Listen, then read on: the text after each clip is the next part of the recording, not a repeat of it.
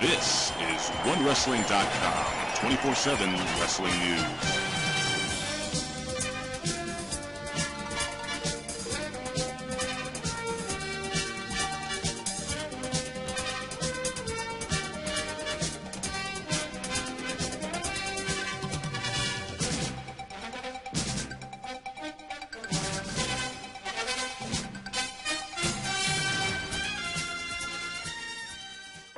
Ladies and gentlemen, this is Big Ray's Wrestling Show. I'm the Mark of the Masses, the man with the plan. Big Ray here to stay to talk about TNA Today Impact 5/9/2013. Ladies and gentlemen, Slammiversary will be coming to us from Boston June 2nd. It's right around the corner.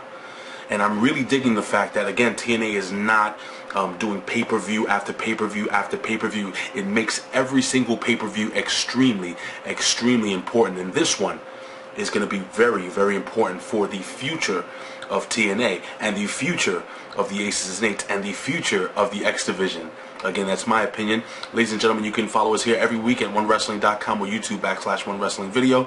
I'll tell you how you can follow us later on Twitter. But right off the bat, ladies and gentlemen, we have Sting and Kurt Angle, and they come into the ring. And and before I start that, apparently Dixie Carter made an announcement that TNA will be moving to 9 p.m. Eastern time. So I want to know what your opinions are. I have my ideas on why they're moving from the 8 o'clock time slot to the 9 o'clock time slot. Again, I think it's all about demographics. Obviously, people, I think the ages 25 and up are up later. They come from work later. So those are the people that are probably watching, or going to be watching at 9 o'clock. But anyway, again, it's my opinion. Please let me know. Leave a comment here below at OneWrestling.com or YouTube/OneWrestlingVideo. Let's jump into the show. So Sting and Kurt Angle are in the ring, and they're actually, we don't know who their partner is going to be for the main event tonight against the Aces and Eights, Bully Ray, Mr. Anderson, and Devon. We have absolutely no idea who's going to be their partner tonight. And Sting comes to the ring, and he basically states that he has one goal. And he had asked Hulk Hogan last week if he could put a team together to help take down the Aces and Eights, help take them down a couple of notches.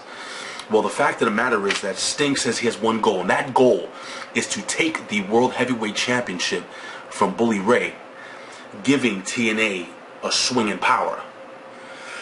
Last week I spoke with my buddy Andre Corbeil, and truth be told, maybe it's just me. There's just something fishy. I kind of don't trust Sting.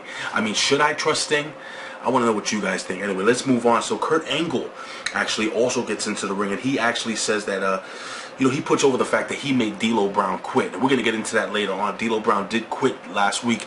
He got the ankle lock put on him, and he quit. And needless to say, the Aces and Eights were not very happy with D'Lo Brown quitting in that match, making him look really, really weak. But Kurt Angle finally, after cutting his promo, calls out AJ Styles. Now AJ Styles basically comes into the ring, and he's still not saying a word. And Kurt Angle is very aggressive. Kurt Angle's angry. Kurt Angle wants to know, are you part of the team or not? And Kurt Angle is I guess, being the bad cop. Well, Sting actually comes and interjects, and he goes on and says, look, I was there. I was in a dark place. I stood in the rafters. I did, the whole quiet, not talking thing. I know what you're going through. And it looked like, and he extended his hand to AJ Styles, and it looked like for a brief second AJ Styles was considering joining Team TNA. Well, Kurt Angle says that he was tired of this crap, end quote, and he proceeded to demand that AJ Styles gives him an answer. Well, AJ Styles basically didn't say much, but he basically said, go to hell, and he walked away. Well, as AJ Styles actually walks away, Kurt Angle says he's tired of this crap. He chases AJ Styles down the ramp, leaving, and they actually end up getting into a fist fight. But what this does is it leaves Sting all by himself in the ring. And guess who's there waiting for him? Yes, ladies and gentlemen, the Aces and Eights. And they attack, and they hit Team 3D, old school, hitting the big 3D on Sting, leaving him laying in the ring by himself. So at this point in juncture, we know that AJ Styles will not be part of the main event tonight, or will he? Anyway, you'll have to find out at the end of the show. So we have Tara, Gail Kim versus Mickie James and Velvet Sky, and ODB is basically the referee. Now, long story short, it's actually a pretty decent match. I feel that the Knockouts are actually putting together better matches, and I hate to say this, but I honestly feel that Velvet Sky is actually getting a little better. Again, my opinion. I would like to know what you guys think. And well, towards the end of the match, we have Jesse, and Jesse's obviously always getting involved in Tara's matches. He's standing on the apron. Well, Velvet Sky takes Gail Kim and uses her like a battering ram, throwing her into Jesse. They both tumble outside the ring.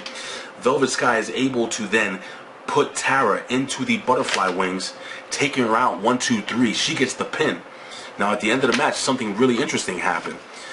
Gail Kim actually attacks Tara. Now, last week, Gail Kim actually put Velvet Sky in the figure 4, the corner post.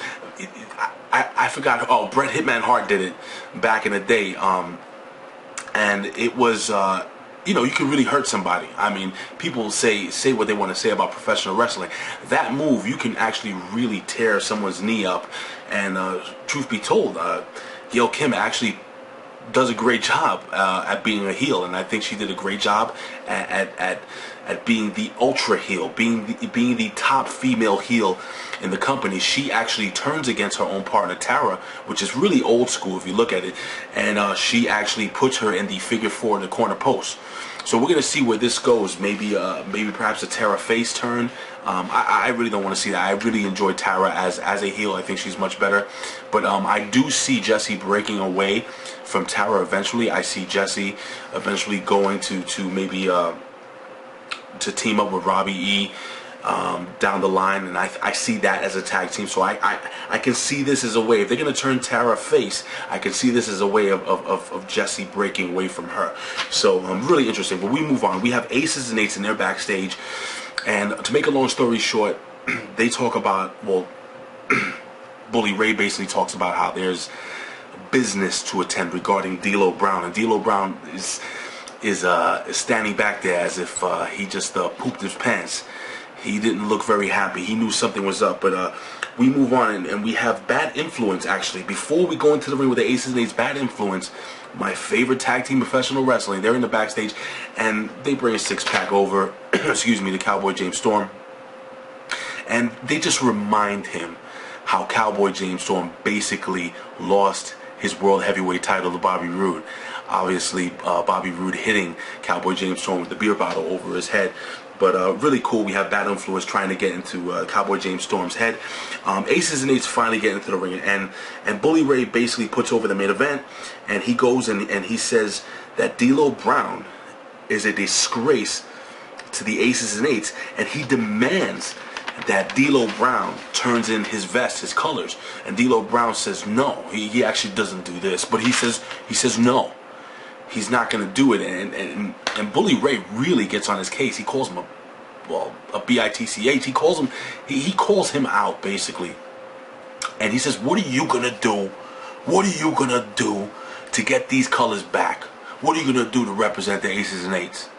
Well, D'Lo Brown suggests that he would face Magnus, but Bully Ray had different plans. Bully Ray actually pushes him aside and says, "You know what? You're gonna sit by the ring.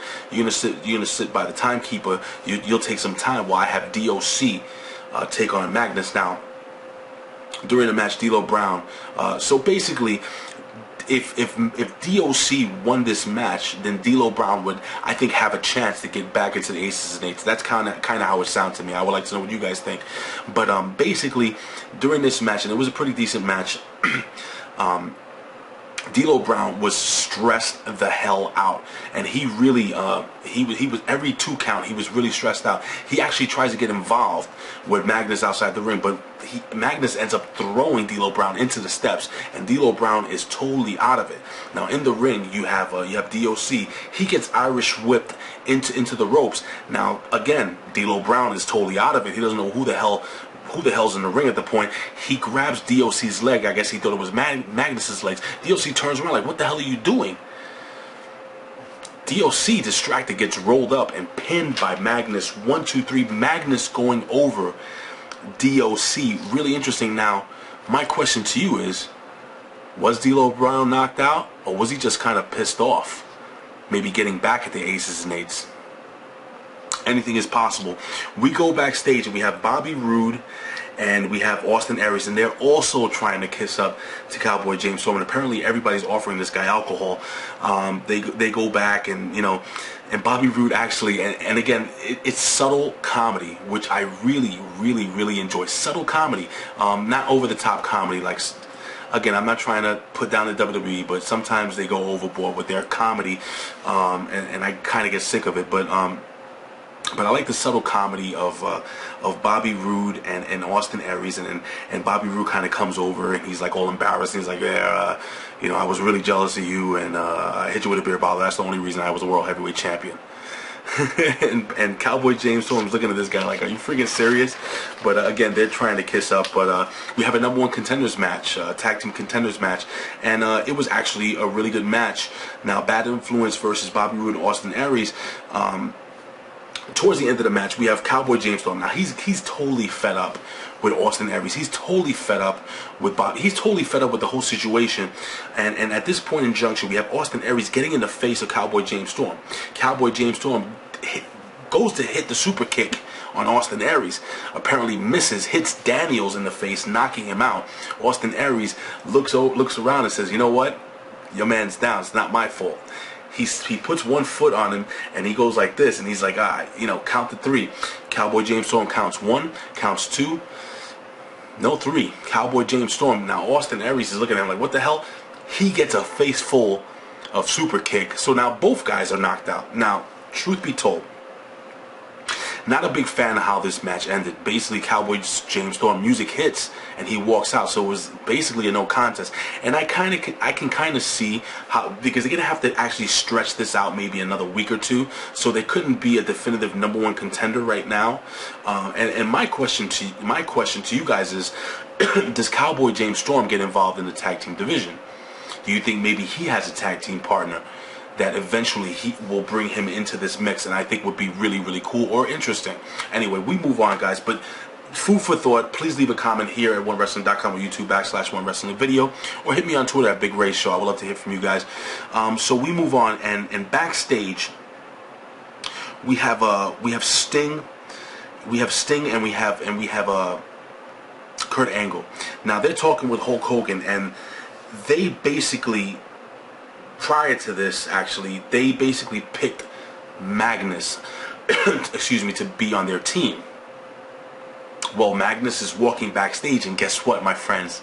The Aces and Eights beat the living daylights out of Magnus and takes Magnus totally out of getting even a chance of competing tonight. I mean, they really beat the living hell out of Magnus. So Magnus will not be in the main event. Who's going to be their partner tonight? Well, you're going to have to find out later on in this video.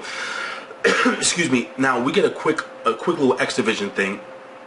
Apparently Suicide, I don't know if you guys remember Suicide back in the day. He was actually a character in TNA's video game.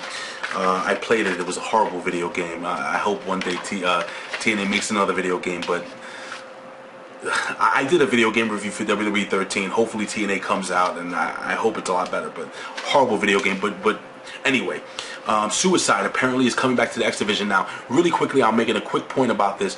I see that TNA is actually beginning again to build their X Division. I see that they're starting to bring some older guys back, and they're starting to bring some new guys in, which I think is a very good idea. So they're really building up and beefing up that X Division. And I'm really excited to see. I think maybe towards the end of the summer, the X Division is really going to start picking up steam. So I want to know what you guys think about the X Division. Now, Kenny King comes into the ring and he cuts, and I'm not a huge fan of Kenny King on the mic. I think he's phenomenal in the ring. He kind of reminds me, and it's not a black-white thing, but he reminds me of Shelton Benjamin a little bit. But Shelton Benjamin was just an amazing athlete in the ring. But unfortunately, on the mic, he just didn't cut in. Kenny King, I feel sometimes a little rushed. Again, I'm not a professional. This is just my opinion. I would like to know what you guys think. But Kenny King gets on a mic and he talks about how he's always beating the odds, and he calls out Chris Sabin. He totally puts Chris Sabin over. It's a total heel thing. Puts him over just to tear him down, and that he does. Kenny King basically tears Chris Sabin down and says, "Here, why don't you hold my title belt?" Basically, this is the last time, fans, you're ever gonna see Chris Sabin holding the X Division title again. Which Chris Sabin doesn't want to give him the belt back. They go back and forth into it. Chris Sabin actually ends up attacking Kenny King, and this is gonna build the feud towards next week. I think it's going to be a phenomenal three-way match between Kenny King. I mean, these are really good. Petey Williams is awesome. Kenny King is fantastic in the ring, and Chris Sabin is one of the best. But if you guys are old school TNA fans, I'm really hoping to see this. And I've mentioned this last week, the Motor City Machine Guns. Hopefully Dixie Carter can reach out to Japan and bring back our old friend. But anyway, long story short, we go backstage and we see Cowboy James Storm. Now, a whole melee broke out, and I kind of like the way TNA shot this, because it appeared to me that Bad Influence and Austin Aries and Bobby Roode were both beating up on Cowboy James Storm, but who in fact actually attacked them? Did both teams attack Cowboy James Storm, or did just one team? You really couldn't tell. I guess it's a cliffhanger. We're gonna have to find out next week, but yeah, Cowboy James Storm was definitely taken out by somebody backstage, and both teams were not happy with Cowboy James Storm. And again, this leads me to believe that Cowboy James Storm is eventually going to get into the tag team title mix. We move on to the main event of the evening. Devon, Anderson, Bully Ray, the Aces and Eights versus Sting, Kurt Angle, and who? Well, towards the end of the match, we have Sting alone in the ring with Devon and Bubba. They set up the tables. They brought the tables in. Bring in the tables. They did that. And prior to this match, Hulk Hogan had been on the cell phone all night, you know, talking to this ace in the hole. I mean, no pun intended. And finally, the ace in the hole shows up. And who the hell is it? Friggin' Abyss.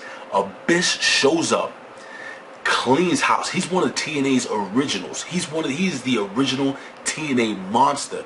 He shows up, just tears a butthole out of every single body in the ring. Hits the black hole slam on Devon, gets the 1, 2, 3.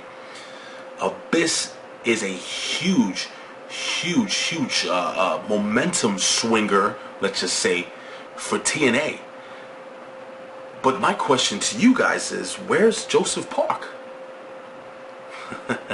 Ladies and gentlemen, it is going to be really interesting. I really enjoy watching the TNA product. It's 2 hours. For me, it feels like an hour or half an hour, because it's so fast-paced. Ladies and gentlemen, I love this programming. I know a lot of people trash it, but little by little, I feel TNA will eventually become the alternative to the WWE. And don't get me wrong, I love wrestling. Whether it be independent wrestling, TNA, WWE, doesn't really matter to me. But the TNA product right now, I'm really enjoying it. I want to hear what you guys think. So ladies and gentlemen, you can follow us, like I said, every single week here at OneWrestling.com. You can follow us on Twitter at OneWrestling. You can see us here every week at YouTube /OneWrestlingVideo. And please follow me on Twitter at Big Ray's Show. Ladies and gentlemen, it was great to do a TNA recap for you guys. I love hearing from you guys. Please hit me up. Oh, and by the way, I had a great interview with the PWR show's Damian Nelson, the Pro Wrestling Report. If you guys haven't seen it, please check it out. So here at OneWrestling.com. Anyway, ladies and gentlemen, great TNA show. I hope to see you guys next week. I say this all the time. I would do this for a living, but if I couldn't, I'd do it anyway. Why? Because I love talking wrestling. Ladies and gentlemen, I will see you next week. Peace.